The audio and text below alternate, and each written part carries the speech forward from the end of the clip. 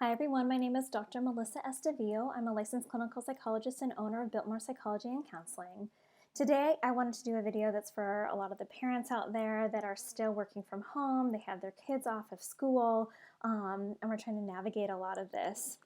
One of the things that I've been talking about with some parents is how do I identify when my child might be experiencing distress? I'm trying to limit them from the amount of news that they're watching.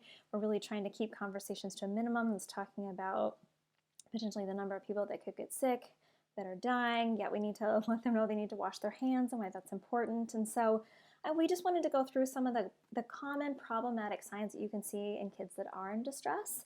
And then another video we'll talk about if you do identify that, what are some of the things as a parent that you can do about that. So if you're going through this list with me and you're going, oh my gosh, I see this in my kid, I want you to know, don't freak out. You're a great parent. You're tuning in. You care.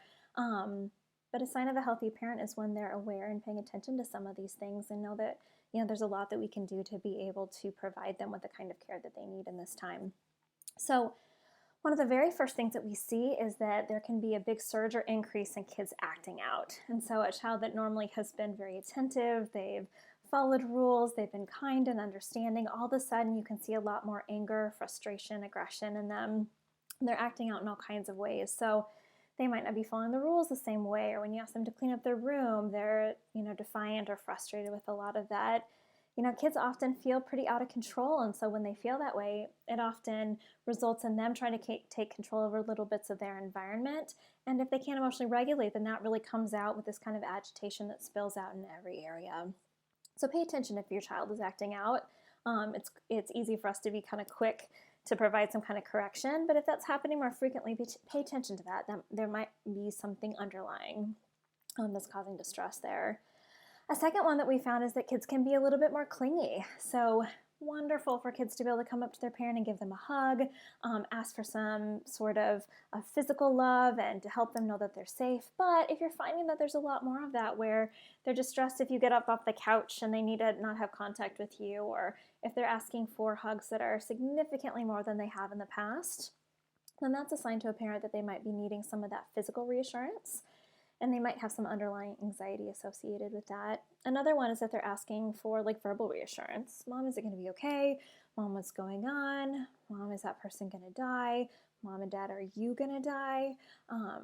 One of the children's number one biggest fear is that they're going to lose a parent, or they're going to lose someone that they love. And so as they're hearing all of these things going on in conversations around the news, it makes sense that kids might need a little bit more reassurance. But if there's some anxiety associated with that, then that's something that we need to pay attention to as well. So wanting to take control over the small details of their life, like I had mentioned a little bit earlier. So, if your child really wants to wear their pajamas, or they really don't want to wear, something that is important for them to get dressed up in, or they don't want to eat a certain kind of food, this might be an example of them, again, trying to take control over their life because it feels like so much is out of control and so much of the routines and things that they, really thrive in are all of a sudden removed and gone. Another one would be mood swings. So I don't know if you notice, in toddlers or when your children were younger, that they would have, kind of this liability of their mood where they would be very wild and all of a sudden crying and then agitated and angry. And so, children, unlike adults, have a hard time emotionally regulating. So they really can have kind of the high and extreme ends of things. And if you're noticing more of that, then that's another thing to pay attention to. Difficulty falling asleep and staying asleep. So as I see a little bit more with anxiety, if a child has a hard time falling asleep, that can be a little bit more anxiety driven. They'll have a hard time turning off their mind, creating an environment where they feel safe, and so they'll have a hard time falling asleep. The other side of it, though, is a hard time staying asleep. And so a little bit more on the dysphoric mood side, we'll see that kids are able to fall asleep, but then they'll wake up in the middle of the night and then just can't go back to sleep after that, or needing a lot of reassurance then. So notice some of those sleep changes and sleep patterns. Those could be problematic for kids. And then the very last one is just general regression.